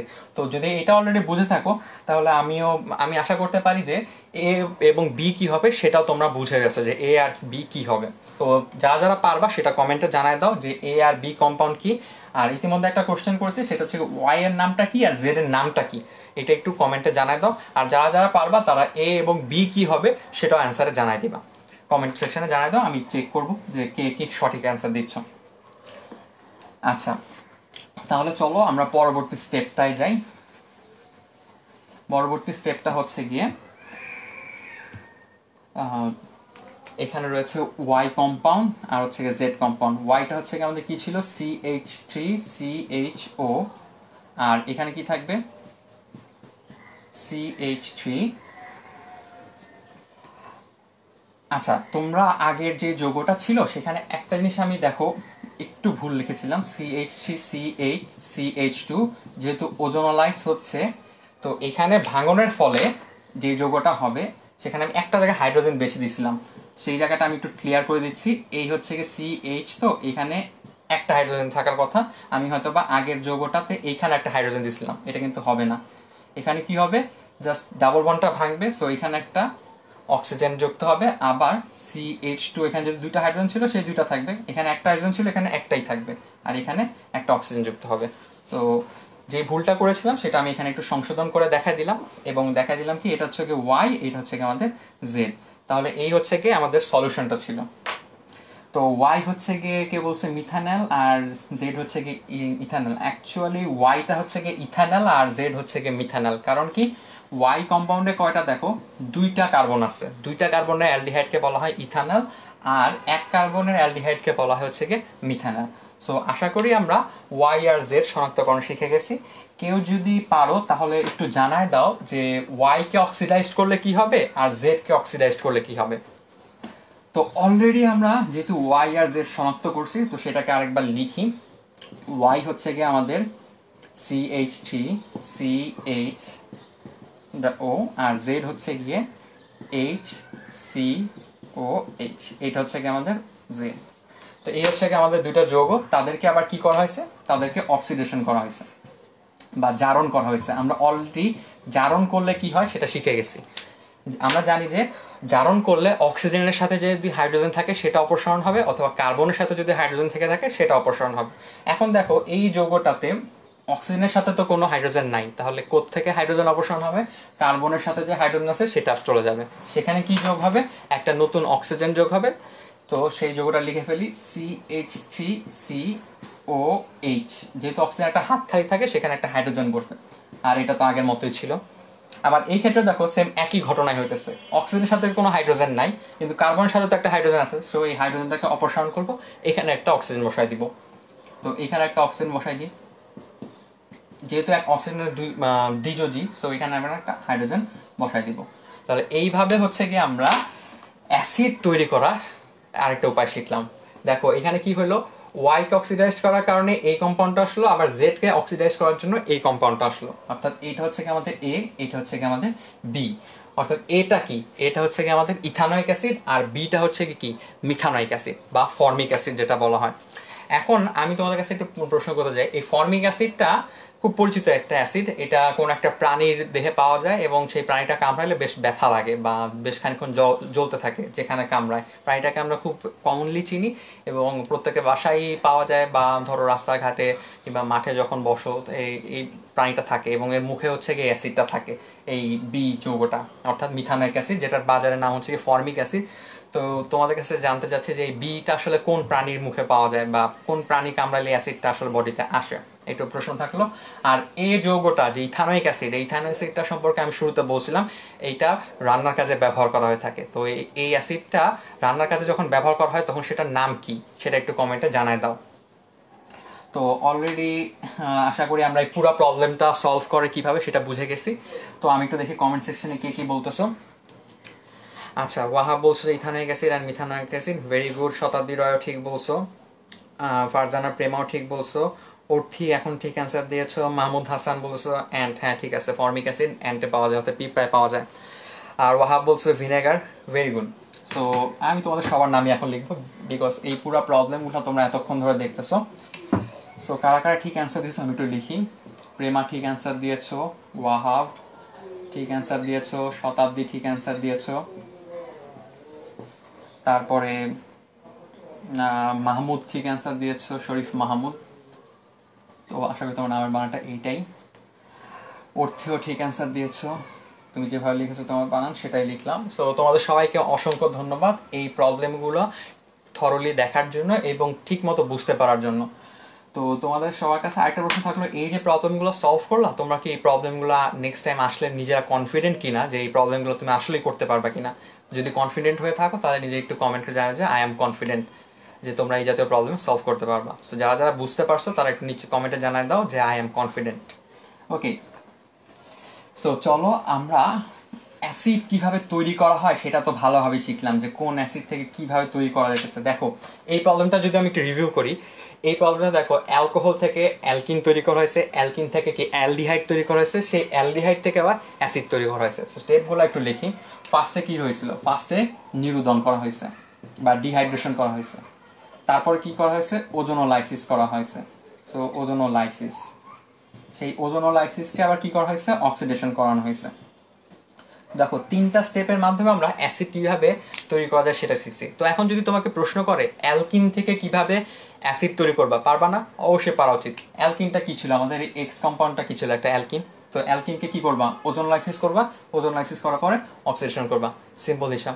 আবার তোমাকে যদি বলা হয় অ্যালকোহল থেকে অ্যাসিড করে তৈরি করে দেখাও, তোমরা তো অ্যালকোহল থেকে অ্যাসিড তৈরি করে এমনিও পারো, অক্সিডেশন থেকেও পারো, আবার এই প্রসেসটা থেকে ঘুরে আসতে পারো, কোনো সমস্যা নাই। সো এরকম স্টেপ বাই স্টেপ প্রবলেম করলে তোমরা অনেক কিছুই দেখবা যে নিজের থেকেই চিন্তা করতে পারতেছো যে এই প্রবলেমটা এইভাবে সলভ করা যায়, একই প্রবলেম বহুভাবে সলভ করা যায়। সো এইরকম প্রবলেম সলভ করলে তুমি বুঝবা যে কত ভ্যারাইটিস রকম প্রবলেম আসতে পারে এবং সেগুলো অ্যাপ্রোচ করারও যে ভ্যারাইটি রকম ওয়ে আছে। সো তাহলে চলো আমরা এইটুকু যেহেতু বুঝে ফেলছি, এখন আমরা ক্লাসের আরেকটা পার্টে ঢুকবো। কার্বক্সিলিক অ্যাসিড সম্পর্কে এতক্ষণ জানলাম, অথচ আমি কিন্তু ক্লাসে যখন পোস্ট দিয়েছিলাম তখন বলছিলাম কি কার্বক্সিলিক অ্যাসিডের জাতকগুলো সম্পর্কে আমরা জানবো। অর্থাৎ জাতক মানে কি, ডেরিভেটিভ, অর্থাৎ অ্যাসিড থেকে যেসব জিনিস তৈরি হয়। তো সেইগুলো নিয়ে এখন একটু আমরা আলোচনা করব। তো চলো সেটা নিয়ে আলোচনা করতে গেলে এটা সরাই দিয়ে এখন একদম নতুন সেট অফ কোশ্চেন্স থাকবে। চলো এখন অ্যাসিডের জাতক নিয়ে আলোচনা করি।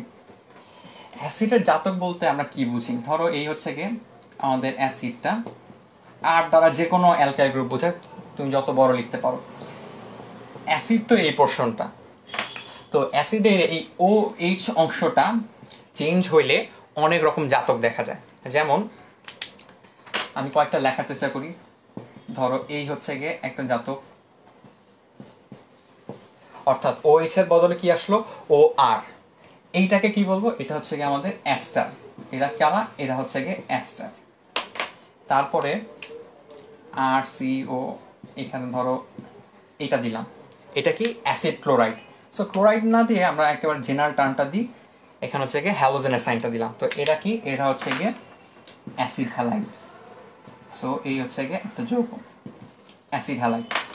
এরপরে কি থাকবে? ধরো আরেকটা কি, এইটা একটা বেশ বড় সড়ো যৌগ, এইটা হচ্ছে গিয়ে অ্যাসিড অ্যানহাইড্রাইড। তাহলে দেখো আসলে কি হয়েছে, চেঞ্জটা দেখো, ও এইচ এর বদলে আরেক এত বড় একটা পোর্শন আসছে। আমি জাস্ট এই চেঞ্জগুলো দেখাই দিই কোথায় কি চেঞ্জ হয়েছে। এখানে ও এইচ এর বদলে ও আর আসছে, এখানে একটা এক্স আসছে, এখানে এই পুরা জিনিসটা আসছে। এটা হচ্ছে গিয়ে আমাদের অ্যাসিড অ্যানহাইড্রাইড। সো এইগুলো হচ্ছে গিয়ে এক একটা এক এক রকম জাতক। তো এখন কথা হচ্ছে গিয়ে অ্যাসিড থেকে এগুলো সবগুলাই তৈরি করা যায়, আবার এই জাতকগুলোর মধ্যেও নিজস্ব বিক্রিয়া আছে। সো এত বিক্রিয়া এইখানে যে এখানে কনফিউজড হয়ে যাওয়া খুব সহজ উপায়। কিন্তু একটু ঠান্ডা মাথায় ভাবলে দেখবা যে আসলে বিক্রিয়াগুলো সবগুলাই একই রকম, অর্থাৎ একটা প্যাটার্ন ফলো করে। সো প্যাটার্নটা কি সেটা যদি একবার জানতে পারো, দেখবা যে তোমার আর কোনো সমস্যা হচ্ছে না এই জাতীয় প্রবলেম সলভ করার জন্য। সো আচ্ছা, আরেকটা জাতক কত আছে আমি একটু লিখে দিই। এখানে ধরো আর সি ও, এই ওইচ এর জায়গায় যদি NH2 বসে সেটাকে আমরা কি বলবো? এই কম্পাউন্ডগুলোকে বলবো হচ্ছে কি অ্যামাইড। সো এইরকম অনেক এরকম বেশ কয়েকটা জাতক আমরা দেখে ফেললাম অ্যাসিডের ক্ষেত্রে। কয়টা জাতক দেখলাম দেখি আসো তো? এই একটা, দুই, তিন, চারটা জাতক কিন্তু এখানেই দেখতে পারতেছি। সো অ্যাসিড থেকে এই চারটা জাতক তৈরি করা যায়, আবার এই চারটা জাতক থেকে নিজেদের মধ্যে ইন্টার কনভার্সন করা যায়। তো সেইগুলা কিভাবে করা যায় সেটা একবারে আমরা দেখবো হচ্ছে কি জাস্ট একটা সিম্পল ফর্মুলার মাধ্যমে। তো ওই প্যাটার্নটা যদি বুঝো তাহলে এই জাতক সংক্রান্ত বিক্রিয়া মুখস্থ করার কোনোই প্রয়োজন থাকবে না। তো সেই জিনিসটা চলো একটু দেখে ফেলি। তাহলে চলো এই কাজটা এখন শেষ করি আমরা। আমি এখন কার্বক্সিলিক অ্যাসিড গুলাকে সিডি দিয়ে লিখবো। সিডি দিয়ে কি বুঝাইলাম? Carboxylic acid derivative. একটু লিখে দিই, কার্বক্সিলিক অ্যাসিড ডেরিভেটিভ। ডেরিভেটিভ অর্থাৎ এখানে কি কি থাকবে? এতক্ষণ ধরে যে কয়টা জাতক দেখাইলাম সেগুলাই থাকবে, আর কার্বক্সিলিক অ্যাসিড নিজে থাকবে। অর্থাৎ এটা অ্যাস্টার হইতে পারে, এটা ধরো এটা অ্যাসিড অ্যানহাইড্রেট হতে পারে, এটা অ্যাসিড হ্যালাইড হইতে পারে, এটা অ্যামাইড হইতে পারে, এটা যে কোনো কিছু হইতে পারে, আবার স্বয়ং কার্বক্সিলিক অ্যাসিড নিজেও হতে পারে।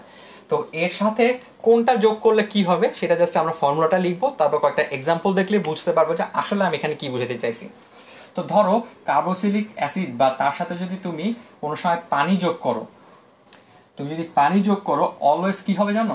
অ্যাসিড তৈরি হবে, অর্থাৎ কার্বক্সিলিক অ্যাসিডই তৈরি হবে। এটা কিরকম উদাহরণটা দেখাই। ধরো CH3CO ও আর প্রাইম, এটা কি ছিল? এটা হচ্ছে একটা অ্যাস্টার। তো অ্যাস্টারের সাথে যদি তুমি পানি যোগ করো তাহলে কি হবে জানো? অ্যাস্টারের সাথে পানি যোগ করলে অ্যাসিড তৈরি হবে, আর হচ্ছে অ্যালকোহল তৈরি হবে। সো মূল প্রোডাক্টটা কি? আমাদের অ্যাসিড। জিনিসটা কিরকম ভাবে হয় সেটা হচ্ছে গিয়ে ধরো জিনিসটা ঘুরে, আমি যদি H2 যোগ করি তাহলে বিক্রিয়াটা হবে এরকম, CH3CO, এখানে OH, আর হচ্ছে কি আর প্রাইম OH, এইভাবে হবে। অর্থাৎ এখানে আমি একটু ভেঙে লিখে দেখাই। এই হচ্ছে কি OH, আর হচ্ছে ধরো এই হচ্ছে কি H। সো এখানে আর প্রাইম OH টা বের হয়ে আসবে, আর এইখানকার OH ওটা এই হাইড্রোজেনের সাথে এসে বসে পড়বে। তাহলে দেখো এখানে কি পেয়ে গেলাম? আমরা অ্যাসিড পেয়ে গেলাম। ঠিক সেরকম এটার কোথা থেকে পাইছি? অ্যাস্টার থেকে পাইছি। এটা একটা কার্বক্সিলিক অ্যাসিডের ডেরিভেটিভ, তো সেখান থেকে আমরা এই জিনিসটা পাচ্ছি। তো আরেকটা ডেরিভেটিভ নিয়ে চিন্তা করে দেখি। অ্যাস্টার থেকে তো বুঝলাম, তো এখন চলো পানি যোগ করলে আসলেই অ্যাসিড তৈরি হয় কিনা সেটা একটু দেখি। CH3COCl, এটা কি? Acid halide. সো অ্যাসিড হ্যালাইডের সাথে তুমি যদি H2O যোগ করো কি হবে, এখান থেকে HCl-টা বের হয়ে যাবে আর ওখানে কি এসে বসবে, OH-টা বসবে। তাহলে কি তৈরি হবে, CH3COOH। তাহলে দেখো এখান থেকেও কি অ্যাসিড পাওয়া যাচ্ছে।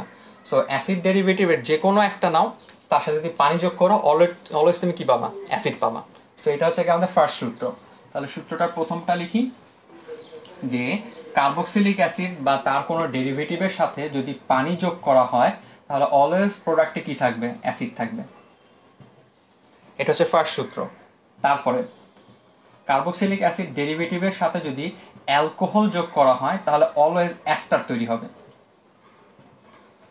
কিরকম জিনিসটা, ধরো এবার এখন নর্মাল কার্বক্সিলিক অ্যাসিড দিয়ে দেখাই, CH3COH, এটা কি আমাদের অ্যাসিড, তার সাথে একটা অ্যালকোহল যোগ করো, সিম্পল একটা অ্যালকোহলই দিই, ধরো HOCH3, এটা হচ্ছে মিথানল। সো মিথানলের সাথে যদি এটা যোগ করে দাও তাও দেখবা যে অ্যাস্টার তৈরি হচ্ছে। কিরকম, এখান থেকে H আর এখান থেকে OH, এই দুটো অংশ বের হয়ে আসবে। এই দুটো অংশ বের হয়ে আসলে কি তৈরি হবে, পানির অণু তৈরি হলো। পানির অণু তৈরি হইলে দেখো বাকি যে পোর্শনটা থাকলো এই দুটো একসাথে বসাই দিবা, কি হবে CH3CO আর এখানে থাকছে OCH3। সো এই হইতেছে গিয়ে অ্যাস্টার। সো অ্যাসিডের সাথে তুমি যোগ, অ্যাসিড বা ডেরিভেটিভের সাথে যোগ করলে সেটা অবশ্যই কি তৈরি হবে, অ্যাস্টারে কনভার্ট হবে। সো এটা হচ্ছে আমাদের সেকেন্ড সূত্র গেল। তারপরে আমরা যদি অ্যাসিডের সাথে অ্যাসিডই যোগ করি, ধরো এই কার্বক্সিলিক অ্যাসিডের সাথে আরেকটা কার্বক্সিলিক অ্যাসিড যোগ করছি, বা কার্বক্সিলিক অ্যাসিডের কোনো ডেরিভেটিভের সাথে আরেকটা কার্বক্সিলিক অ্যাসিড যোগ করছি, তাহলে কি হবে, আরেকটা কার্বক্সিলিক অ্যাসিড যোগ করলে হবে কি, কার্বনিক অ্যানহাইড্রাইড যৌগ। সংক্ষেপে লিখলাম, এটা হচ্ছে গিয়ে অ্যানহাইড্রাইড কম্পাউন্ড তৈরি হবে। জিনিসটা কিরকম একটু দেখাই, ওই যে বড় যৌগটা শিখছিলাম না, অ্যানহাইড্রাইড বিশাল একটা কম্পাউন্ড, সেটা কিভাবে হয়েছে সেটা একটু লিখে দেখাই। এই হচ্ছে আমাদের ফর্মুলা যে ধরো কার্বক্সিলিক অ্যাসিড ডেরিভেটিভ বা যে কোনো একটা অ্যাসিড নেই, এই হচ্ছে ধরো একটা অ্যাসিড CH3COH, তার সাথে ধরো এটা যোগ করলাম HCO, এইভাবে একটু লিখি HOCOH, অর্থাৎ ইথানোয়িক অ্যাসিড আর হচ্ছে ফর্মিক অ্যাসিড যোগ করছি। এখন কি হবে, যেহেতু ফর্মিক অ্যাসিডটা কি বেশি শক্তিশালী, এটা প্রোটন ত্যাগ করবে আর এটা কি OH ত্যাগ করবে। সো সেই হিসাবে দেখো এখান থেকে H আর এখান থেকে OH, এই দুটো অংশ বের হয়ে আসবে, অর্থাৎ পানির অণু বের হয়ে আসলো। পানির অণু বের হয়ে আসলে আর বাকি থাকলো কি, এই বিশাল পোর্শন দুটা বাকি থাকলো না, এই দুটো এখন একসাথে যোগ হয়ে যাবে। তাহলে CH3COOCOH, দেখো এই পোর্শনটা হচ্ছে গিয়ে এইটুকু, মার্ক করে দেখাই দিই, আর এই পোর্শনটা আসছে হচ্ছে গিয়ে আমাদের এখান থেকে। তাহলে দেখো দুইটা পোর্শন আলাদা করে দেখা দিলাম, মাঝখান থেকে কি পানির অণুটা বের হয়ে আসলো। তো সেই সূত্রটা কি মেনটেন করলো না, কার্বক্সিলিক অ্যাসিড যোগ করছি, কার্বক্সিলিক অ্যাসিড একটা ডেরিভেটিভ বা কার্বক্সিলিক অ্যাসিডের সাথে যোগ করলে কি তৈরি হবে, একটা অ্যানহাইড্রেট কম্পাউন্ড তৈরি হবে। তো আমাদের মধ্যে অনেকেই অ্যানহাইড্রেটের নামকরণটা জানি না, অ্যানহাইড্রেটের নামকরণটা একটু দেখাই দিই। অ্যানহাইড্রেটের চিনবা কিভাবে, অ্যানহাইড্রেট চিনবা হচ্ছে গিয়ে এই মাঝখানের অংশটুকু দেখে।